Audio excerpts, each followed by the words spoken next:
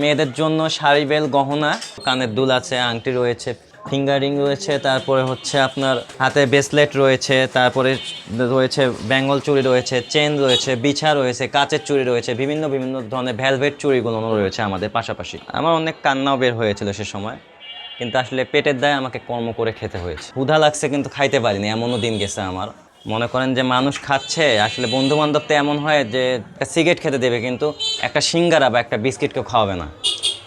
আমার অনেক কষ্ট হয়েছে, আমি এমনও দিন গেছে যে আমি না খেয়ে কাটিয়ে দিছি।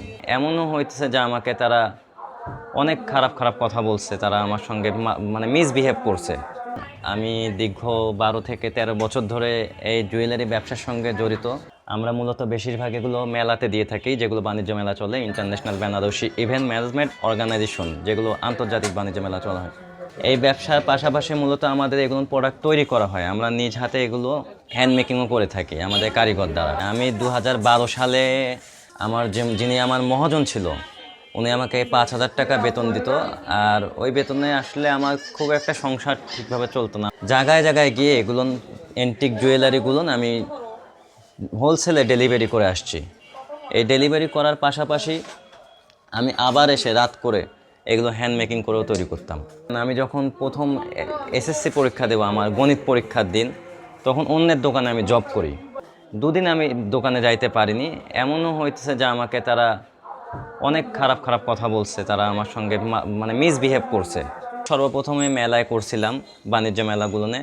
ওখানে আমাদেরকে মূলত রাখা হতো, যেগুলো 20-30-এর মেলায় টাকাটাকি করে বিক্রি করতে হয়, আমরা খালি কাস্টমারকে ডাকতাম। এই ঘটনা হচ্ছে আপনার 2014 সালের। আমার তো নিজের একটা লাইফ আছে, একটা ফ্যাসিবিলিটি আছে, আমাকেও নিজের একটা স্ট্যাটাস, একটা স্ট্রাকচার করতে হবে। তো এই অনুযায়ী আমি মূলত নিজের থেকে একটা চিন্তা করলাম যে আসলে এই মালগুলো তো আমার মহাজন কোথার থেকে নিয়ে আসে আমি তো সেগুলো জানি। তাই আমার কাছে কিছু টাকা আমি জমাইছিলাম, তাই আমি ওই টাকাগুলো কিছু নিয়ে আবার পরবর্তীতে আমার মহাজন যেখান থেকে মাল বানায় নিয়ে আসে, আমি সেখানে গিয়ে আবার ওখানে কিছু টাকার মাল কিনি। ওখান থেকে মাল নিয়ে এসে পাশাপাশি আমার দোকানদারিও চলে। আবার দেখা যাচ্ছে যে আমি এখান থেকে মনে করেন যে বিভিন্ন এলাকায় গিয়ে, পলাশবাড়ি, তারপরে মাদারগঞ্জ, তারপরে ধূপচাচিয়া, মূলত বিভিন্ন জায়গায় গিয়ে আমি মালগুলো বিক্রি করার চেষ্টা করতাম। আর ওখান থেকেই মূলত আমার ভিতরে একটা আত্মবিশ্বাস, কনফিডেন্স জমেছে। আমি যেখানে ছিলাম ওইখানে আমি যে টাকা বেতন পেতাম, তার থেকেও দেখা যাচ্ছে যে আমি একদিনে বের হয়ে প্রতিদিন আমার 4 থেকে 500 টাকা ইনকাম হচ্ছে। তখন আমি চিন্তা করলাম যে না, আমি যদি এগুলো মার্কেট আরও বাড়ায় দিই, মার্কেট বাড়ানো গেলে আমার বিজনেসটা একটু বৃদ্ধি পাবে, আমি এখান থেকে হয়তো বা উঠতে পারবো। অনেক সময় রেট বাড়তির কারণে আমাদের এগুলো কিনতে অনেক হীনতার শিকার হইতে হয়েছে। আর যারা টাকা পয়সা তাদের বেশি আছে, তারা হয়তো বা মাল আগেই বানায় নিয়ে চলে যেত, কিন্তু আমাদের এই পণ্যগুলি আমরা বানাইতে দিতাম। আমাদের কম রেটের কারণে আমরা খুব কম ব্যবসা করতে পারছি সে সময়। যখন করোনা চলে আসছে, করোনার পরে আমাদের মোটামুটি ব্যবসাটা একটু ভালো গেছে, কিন্তু করোনার সময় আমাদের অবস্থাটা খুব খারাপ ছিল। সর্বপ্রথম আমাদের কাস্টমার, তখন আমি এগুলো বিক্রি করছি হচ্ছে আপনার 430 টাকার মতো সে সময় প্রোডাক্ট আমি বিক্রি করেছি। অ্যাট ফার্স্ট যিনি আমার কাস্টমার ছিল, আল্লাহর শুকরিয়া। আর এখান থেকেই আমি মনে করেন যে নিজের উপর আরও ধৈর্যশীল হয়েছি, নিজেকে আরও কমফোর্টেবল ফিল করেছি যে না, আসলে আমি এখান থেকে পারবো। ক্রমে ক্রমে আমার কাস্টমার অনেক বৃদ্ধি পেয়েছে।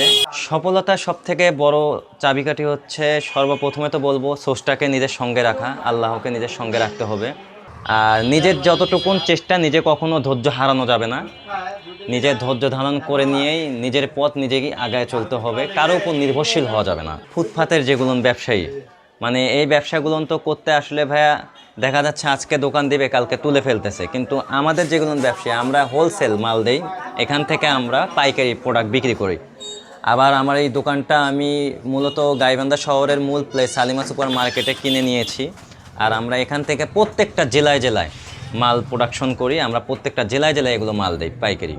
আমার ভবিষ্যৎ পরিকল্পনা, আল্লাহ যদি আমাকে বাঁচায় রাখে, আমি এই জুয়েলারি পাশাপাশি দেখা যাচ্ছে আরও নিত্য নতুন অনেক আইটেম তোলার চেষ্টা করব। যেমনটা রয়েছে মনে করেন যে স্বর্ণ, রূপো, এগুলো মোটামুটি আমাদের দেশে খুব চলমান ব্যবসা। আমি যখন অ্যাট ফার্স্ট সর্বপ্রথম ব্যবসা শুরু করি, আমার কাছে তখন 40,000 টাকা ছিল। এখন আমার আর্ন হচ্ছে প্রতিদিন সেল আমাদের ন্যূনতম 30 থেকে 35,000 টাকার মতো সেল হচ্ছে। এটা দোকান থেকে, ইভেন পাশাপাশি বাইরে আমাদের আরও সেল হচ্ছে। আমি মাসে মোটামুটি এখানে তাও 70 থেকে 80,000 টাকা আমি ইনকাম করে থাকি। আমাদের দোকানে মূলত পাওয়া যাচ্ছে হচ্ছে আপনার মেয়েদের জন্য শাড়ি, বেল, গহনা, সীতাহার রয়েছে বিভিন্ন ধরনের। এটা যেমন রয়েছে, এটা হচ্ছে আপনার শাড়িবেল, আর এটা হচ্ছে আপনার হাসলি বলে এটাকে। এটা ফুল বিয়ের মেকওভার সেট। এটা দিয়ে আপনি পার্টি ইভেন ব্রাইডালের জন্য এগুলো ইউজ করতে পারবে। আবার যদি কেউ চিন্তা করে যে না আমরা প্রফেশনালভাবে ইউজ করব, তাহলে আমাদের কাছে এই ধরনের অনেক সেটই রয়েছে। এগুলো প্রফেশনাল ইউজ যারা করে তাদের জন্য রয়েছে। এগুলো জার্মান সিলভারের তৈরি অনেকগুলো আছে, ইভেন পালের তৈরি রয়েছে। এখানে কানের দুল আছে, আংটি রয়েছে, ফিঙ্গারিং রয়েছে, তারপরে হচ্ছে আপনার হাতে ব্রেসলেট রয়েছে, তারপরে রয়েছে বেঙ্গল চুড়ি রয়েছে, চেন রয়েছে, বিছা রয়েছে, কাচের চুড়ি রয়েছে, বিভিন্ন বিভিন্ন ধরনের ভেলভেট চুড়িগুলো রয়েছে আমাদের পাশাপাশি। Park road, Salima super market, station road সংলগ্ন, সমবায় মার্কেটের দক্ষিণ পাশে।